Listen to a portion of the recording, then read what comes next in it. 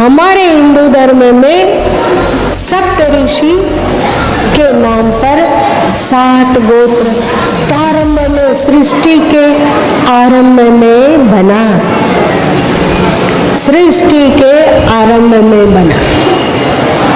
और ब्रह्मा जी ने शास्त्रों के अनुसार, मतलब हिंदू शास्त्रों के अनुसार आता है कि ब्रह्मा जी ने सप्त ऋषियों को जोड़े सहित धरती पर सृष्टि के विस्तार के लिए भेजा। और ये इन्हीं जोड़ों से अनेक संततियां हुई। और ये संततियां गोत्र इसीलिए कहा गया कि जैसे कश्यप ऋषि थे, उनकी अनेक रानियां थी, उनसे अनेक पुत्र पौत्र हुए, तो वे पुत्र पौत्र को कश्यप नाम से इसीलिए याद रखा गया कि आपस में ही विवाह ना हो जाए। आज के समय तक भी ये प्रचलन है कि एक गोत्र में विवाह नहीं होता है। एक गोत्र में विवाह क्यों नहीं होता है? क्योंकि एक गोत्र के सब आपस में भाई बहन हैं। सभी जितने भी एक गोत्रीय हैं, सभी आपस में भाई बहन। तो इस कारण कश्यप ऋषि के वंशज कश्यप गोत्र कहलाए, अत्रि ऋषि के वंशज अत्रेय गोत्र के कहलाए।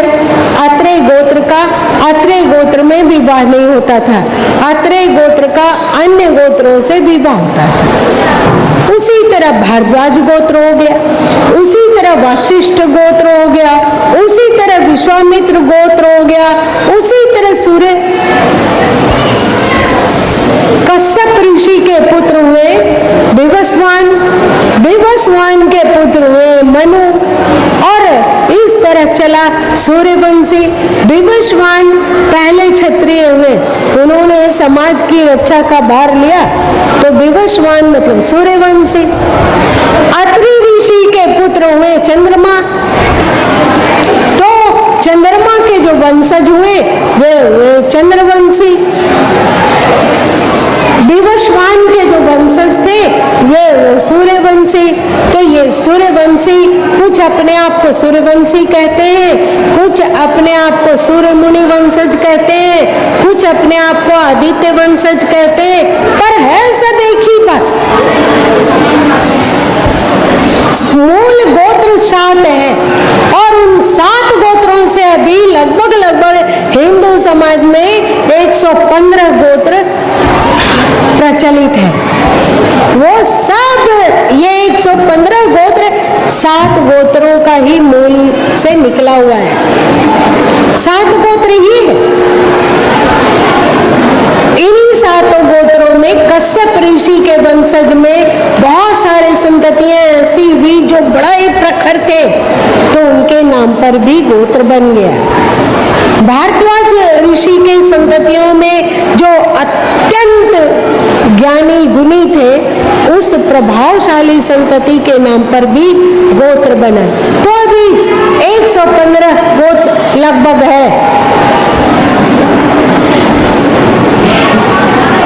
यदि इस बात को हम लोग, इस ज्ञान का प्रचार प्रसार हुआ होता, तो हम लोग जो आपस में लड़े बेवकूफों की तरह जाति के नाम पर, जाति के नाम पर खून खराबा, लड़ाई झगड़ा, तू अछूत है, तू पूजनीय है, किस बात का अछूत? यदि वो पाप नहीं कर रहा है, वो अपना जीवन सदाचार से पूर्वक जी रहा है, वो यदि धर्म पूर्वक अपना जीवन का संचालन कर रहा है, तो वो अछूत कैसे हो गया? उसे हम नीची दृष्टि से कैसे क्यों देखते हैं? बेवकूफी के कारण सनातन धर्म का भली भांति प्रचार नहीं हो सका, इसी कारण ऐसा हुआ, इसी कारण ऐसा हुआ। ब्राह्मण कुल का है, यदि ब्राह्मण कुल में दुराचारी है, झूठा है, सील विहीन है, तो वो पूजनीय कैसे हो गया? कैसे हुआ वो? जिस रविदास कुल को हम लोग हीन दृष्टि से देखते हैं, वो भी कश्यप गोत्र का है और उसका शील सदाचार यदि बहुत उत्तम है तो वो छूत कैसे हो गया, वो नीच कैसे हुआ? और यदि कोई ब्राह्मण है वो भी कश्यप गोत्र का है, लेकिन उसमें शील नहीं है, सदाचार नहीं है, सत्यता नहीं है, अहिंसा नहीं है, प्रेम नहीं है, अपनापन नहीं है, अध्यात्म का विकास नहीं है, तो जाति के आधार पर ही कोई कैसे पूजनीय हो गया? इस बात का प्रचार प्रसार सदगुरु कबीर साहब ने अपने समय में जोर शोर से किया था कि नहीं भाई,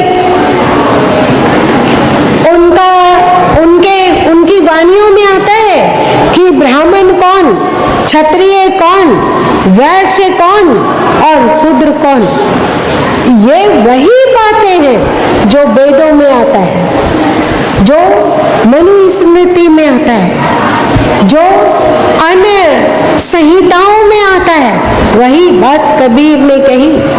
यदि कबीर के उद्देश्यों को मान लिया जाता, पहला घर वापसी, दूसरा सामाजिक समरसता, तो क्या आज हम लोगों का देश कुछ और नहीं हुआ होता? कुछ और नहीं हुआ होता? और एक बात, बहुत सारे लोग कहते हैं कि सदगुरु कबीर साहब मंदिर नहीं मानते, मूर्ति नहीं मानते, पूजा नहीं करना चाहते, देवी देवताओं को नहीं मानते, इसलिए वे हिंदू धर्म में स्वीकार करने योग्य ही नहीं है। तो भाई आप एक बात को भली बात ही जान लो कि हमारे हिंदू धर्म में दो विभाग है। हमारा हिंदू धर्म तो मतलब समझो कि जैसे नदी बहती है तो एक किनारा और दूसरा किनारा, दूसरे किनारों के बीच में नदी जल बहता चला जाता है। तो वैसे ही हमारा हिंदू धर्म जल की तरह है, जो कल कल करता हुआ बह रहा है, और इसके दो तट हैं। दो तट कौन कौन से हैं? सनातन धर्म और पुरातन धर्म। मतलब हिंदू धर्म में दो समानांतर किनारे हैं, एक सनातन धर्म और एक पुरातन धर्म। सभी हिंदुओं को ये बात समझनी चाहिए। मेरी आवाज जहां जहां तक जा रही हो, अथवा आने वाले समय में यदि इन बातों का कोई पुस्तक बन पाया तो उसका सब हिंदू लोगों को जानना चाहिए। सभी एक एक हिंदू बच्चा को ये बात जाननी चाहिए। यदि आप अपने धर्म से प्रेम करते हैं, यदि आप अपने धर्म को फलता फूलता देखना चाहते हैं, यदि आप अपने धर्म को अथवा अपने देश को फिर से विश्व गुरु बनाना चाहते हैं, यदि आप अपने देश को फिर से सोने की चिड़िया बनाना चाहते हैं, तो इन बातों को याद रखो और आपस में प्रेम करना सीखो। अभी आपके देश में जितनी भी समस्याएं हैं, उन समस्याओं में 99.9% समस्याएं समाप्त हो जाएगी यदि आप संगठित हो पाए। चाहे ब्राह्मण हो या शूद्र, क्षत्रिय हो या वैश्य, हम मुट्ठी बन जाए। कल भी हमने कहा प्रेम करना सीखो। ये सब अपने, ये सब ऋषि गोत्री हैं, ये सब सप्त ऋषियों के हैं, सप्त ऋषियों के वंशज हैं। इसमें कोई न बड़ा है और न छोटा। यदि आप इस बात को भूलेंगे तो आपके जो प्रमुख ऋषि हैं वो आकाश में सप्त ऋषि बनकर टम टम टम टम टिमटिमा रहे हैं और आप लोगों को देख रहे हैं। आप उनके वंशज हैं यदि आपने दूसरे गोत्रों के साथ नफरत किया, द्वेष किया, अथवा अपने ही गोत्र वो शूद्र में चला गया है, कश्यप गोत्र का पर शूद्र है, आप उससे नफरत कर रहे हो, तो वो कश्यप जो सप्तऋषि तारा बनकर कश्यप ऋषि भी है ना उसमें, तो वो आपको कभी क्षमा नहीं करेंगे। वे ऋषि हैं, वे ज्ञानी हैं, उनके कोप को झेलने के लिए तैयार हो जाओ। आज हिंदू समाज का इतना विघटन हो रहा है, इतना धर्मांतरण, इतना धर्मांतरण, इतना धर्मांतरण कि गुरु माता सुन सुन के व्याकुल हो जाते हैं, परेशान हो जाते हैं। क्यों हो रहा है? क्योंकि हमारे गोत्र के ऋषि हम पर कोप कर रहे हैं कि हम उनके ही दूसरे वंशज ब्राह्मण शूद्र से नफरत कर रहा है, शूद्र अपने किसी और भाई बंधु से नफरत कर रहा है। सब एक ही गोत्र का है, कोई भारद्वाज है, कोई अत्रि है, कोई अन्य गोत्र का है, कोई वशिष्ठ गोत्र का है, कोई विश्वामित्र गोत्र का है, कोई अगस्त गोत्र का है।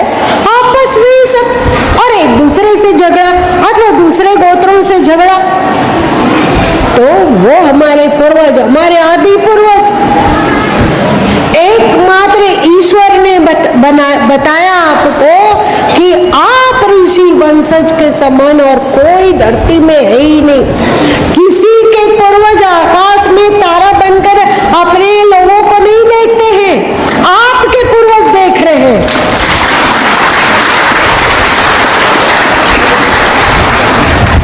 आपके पूर्वज धन्य है।